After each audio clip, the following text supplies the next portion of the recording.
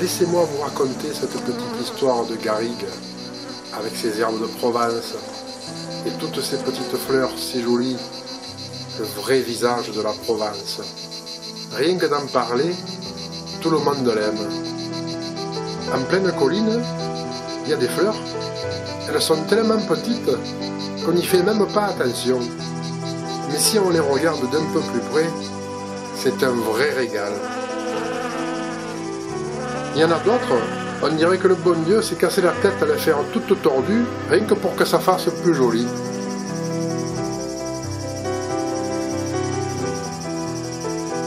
Et les coquelicots, ils sont tellement beaux que ça devrait être interdit de les toucher, même pour faire le bouquet.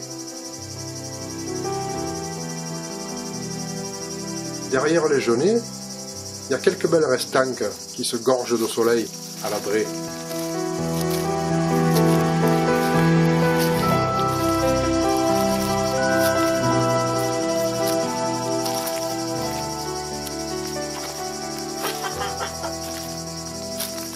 Au beau milieu des restanques, je vous présente Lucien.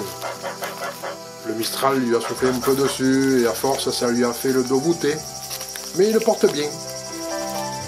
Il est incollable sur toutes les herbes que l'on veut. Il en a bu des tisanes.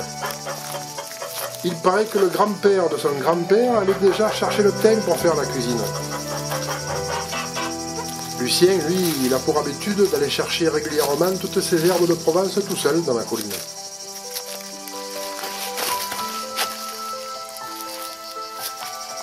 Enfin, quand je dis tout seul,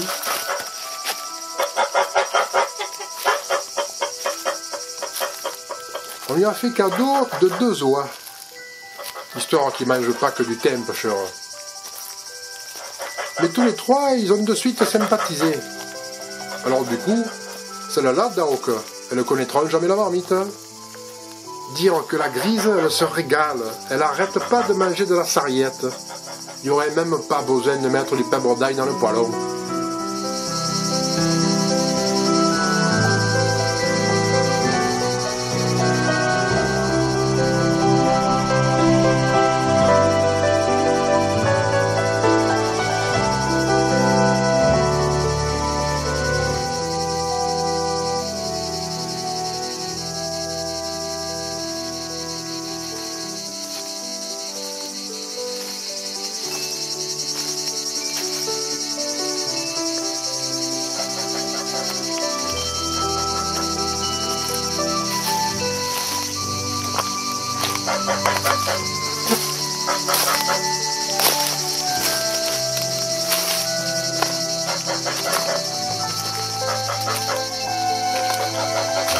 C'est bien simple. Dans la colline, les 2 Auk, ou Lucien, elles le pèguent tout le temps. On dirait 2 anges gardiens. Et le Lucien, il ramasse son thym méthodiquement, avec toutes les attentions que ce petit trésor de garrigue mérite.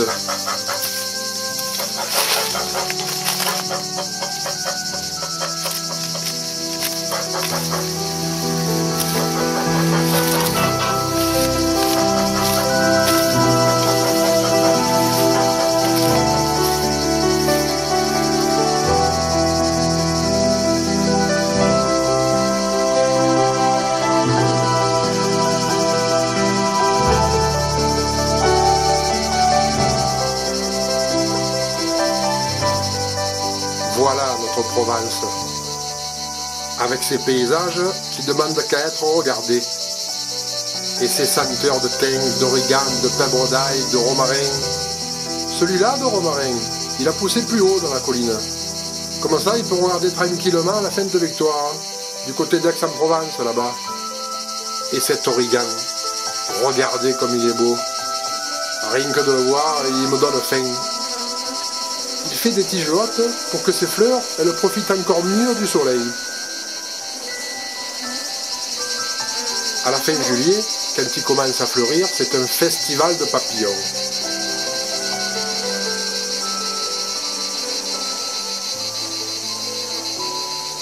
Il s'en frotte les ailes de plaisir. Plus près du sol, vous avez la pariette. Elle pousse en touffe. Elle arrive à rester verte tout l'été, même quand il fait tant chaud. Nous ici, on l'appelle le pèbre d'ail. Si ça se trouve, c'est juste pour faire plaisir au soleil qu'on l'appelle comme ça. Et le fenouil, avec ses couleurs en dégradé qui passent du vert au jaune, et sa senteur anisée, que ça étourdit tout le monde tellement que ça sent bon. Des fois, il y a des fourmis comme ça, qui prennent la tige depuis le bas et hop, elles montent jusqu'en haut. Elles essayent de décrocher une graine, elles sont pas fadables.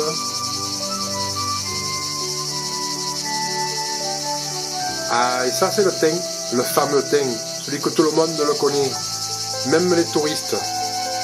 Rien que le nom, ça fait vacances. Allons regarder de plus près, il a des feuilles de velours, comme le bon goût qu'il laisse dans l'assiette. Celui-là, de thym, il doit aimer le paysage. D'en haut de la Sainte-Baume, il domine toute la rade de Marseille. Et comme ça, la bonne mère en bas à Marseille, si elle le sait, elle sera d'accord pour le protéger un peu.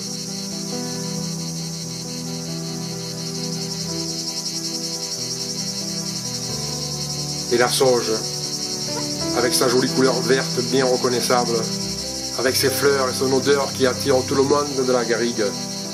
Il y a même un gendarme qui est venu se cacher dedans. Ils sont partout ces gendarmes. Hein.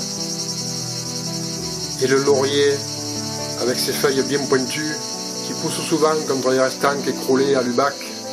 Le mistral, il est gentil, il secoue tout ça, que ça donne des senteurs caractéristiques de bien de chez nous. Celui-là, on dirait qu'il se cache du mistral. À la ville, ceux qui ont fait des grandes écoles et qui ont des diplômes de partout, avec les graines, ils font des crèmes pour la peau et de l'huile essentielle, que les femmes sont encore plus belles. Si on descend de la colline, pas loin des cabanons, avec la folle avoine qui se fait gansailler par le mistral, il y a quelques rangées de tournesols. C'est un vrai régiment de soleil, aligné comme ça, dans la campagne. Et ça fait plaisir aux abeilles. Mais retournons dans les collines, avec ses petites fleurs en pompons et ses papillons. Il y a des jours, sur les grandes drailles qui tortillent dans la colline, on entend le charoton de Lucien quand il va chercher du romarin. Les cigales, elles chantent, mais Lucien, lui, il y a des jours où il transpire, hein, à pousser son charoton comme ça, on dirait un santon de Provence.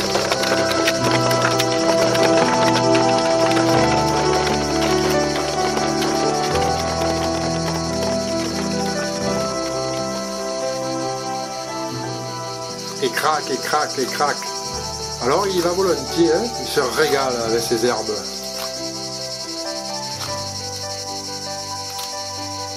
Et le Lucien, il est aussi connu pour sa cuisine. Il sait en faire des bons petits plats avec toutes ces herbes de Provence. Et tout le monde veut venir manger, mais personne ne veut pousser le charoton.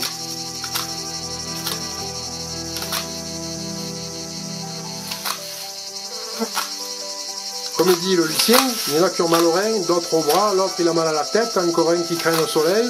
Et par contre, pour venir manger, ils ont pas mal aux dents.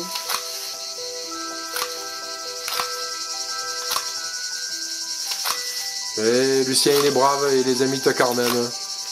Il a toujours aimé faire goûter à tout le monde toutes ces herbes. C'est vrai que Lucien, il le reconnaît volontiers. Dans la famille, ils n'étaient pas riches, mais ils ont toujours bien mangé.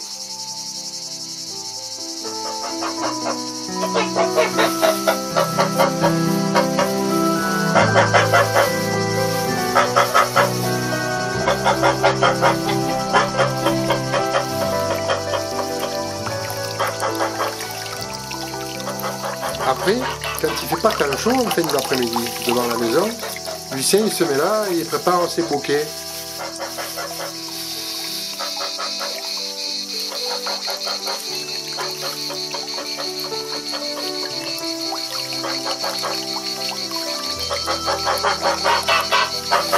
Sous l'approbation des deux autres, bien sûr.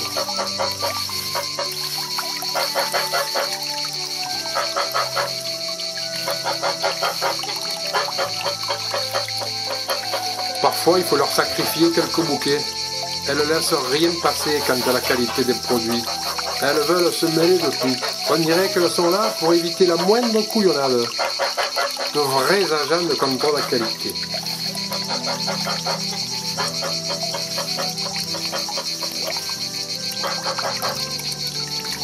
Et au-dessus de la tête de nos trois compères, ce magnifique sphinx qui s'est fait réveiller de sa sieste dans la chêne par une fourmi un peu pénible. Il doit se dire qu'avec tout ça, il y a de bien belles choses en Provence. Des couleurs et des senteurs partout que ça fait vacances tout le temps. Nous ici, on a même des couleurs qui sentent bon. Vous à la ville, les artichauts par exemple, quand ils sont plus bons, vous les jetez, pêcheur. Eh bien nous ici, on les regarde. Et en plus, ils sentent le miel. Vous en faites pas que les Bourdons, ils savent que ça sent bon. Et ils viennent se régaler dedans. Et puis, il y a la lavande. D'en haut des collines, ça fait des carrés mauves. On dirait un tableau de Cézanne. Avec le Mistral, elle bouge tout le temps. Et c'est fait exprès pour que ça sente bon. Puis comme ça, les papillons, ils peuvent venir s'apprendre à faire l'équilibriste.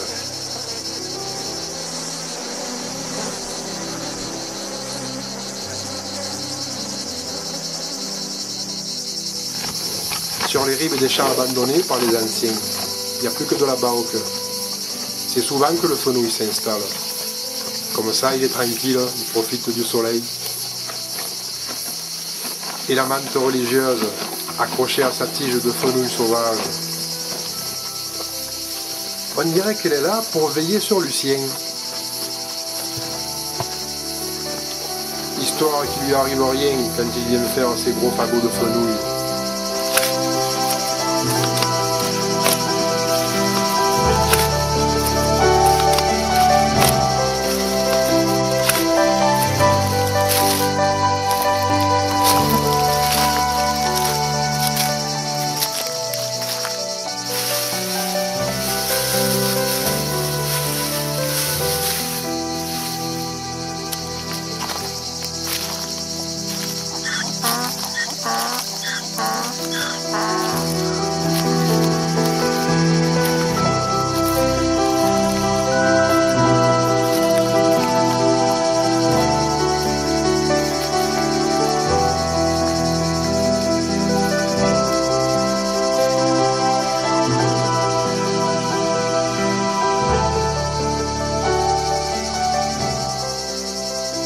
Eh bien moi je dis que, pour une fois, si le bon Dieu il voulait écouter et être un peu gentil, toutes ces fleurs de la garrigue, même celles qui sont tordues pour faire plus compliqué, les coquelicots, le thym, le romarin, la sarriette, la bonne odeur de sauge, toute la Provence entière, avec Lucien et ses deux auques, l'origan, la lavande et les papillons qui n'arrivent pas à tenir dessus, et même les pompons des artichauts que quand ils sont plus bons, les bourdons ici roulent dedans.